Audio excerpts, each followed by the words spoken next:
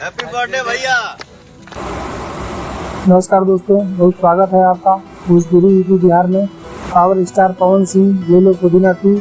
दोस्तों, आपने ले लो पुदीना के बारे में तो सुना ही होगा, लेकिन पुदीना 2 गाने की शूटिंग कंप्लीट हो गई है और बहुत ही जल्द पुदीना 2 रिलीज हो जाएगी। लेकिन इससे पहले वीडियो को लाइक करके चैनल को सब्सक्राइब जरूर करें। दोस्तों, तो आइए वीडियो को शुरू करते हैं। आपको बता दें, पावर स्टार पवन सिंह के नाम पर तो बहुत ऐसे गाने हैं, लेकिन ले लो पुदीना के भोजपुरी इंडस्ट्रीज में सबसे सुपर हिट गानों में से एक है।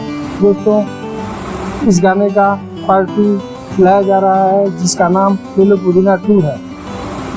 दोस्तों, इसमें नज़र आने वाले पावर स्टार पवन सिंह और साथ में इसमें रवि पंडित नजर आएंगे।